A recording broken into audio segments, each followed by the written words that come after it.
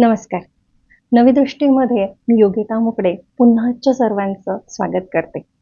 नवी दृष्टी पुन्हा एकदा नव्या रूपाने तुमच्या समोर येते आहे.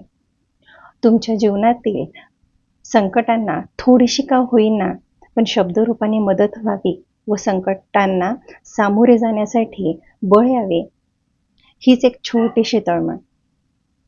तुम्ही जर चॅनलवर नवीन असाल तर नक्की सबस्क्राईब करा. तुमचे लाईक्स, कमेंट आणि शेअर माझ्यासाठी एक नवी उभारणी देते आणि पुन्हा मला प्रोत्साहित करते की मी इतरांची मदत करू शकेल. मग सबस्क्राईब करताय ना? धन्यवाद.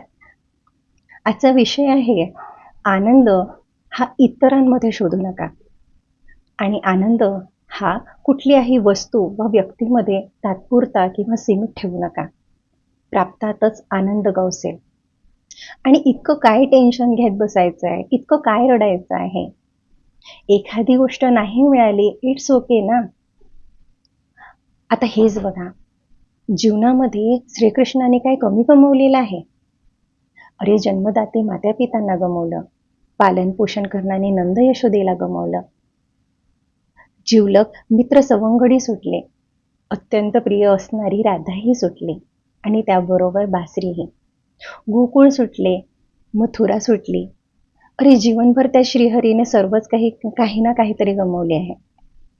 पण तरीही श्रीकृष्णाने सोडले नाही, ते म्हणजे आपले देवत्व, सकारात्मकता आणि स्मितहास्य.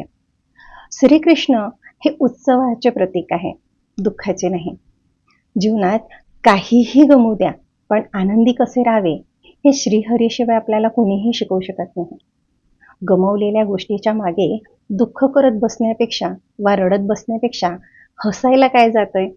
म्हणूनच खुश राहा आणि हसत राहा आणि हसवतही राहा, अगदी त्या श्रीकृष्णासारखं.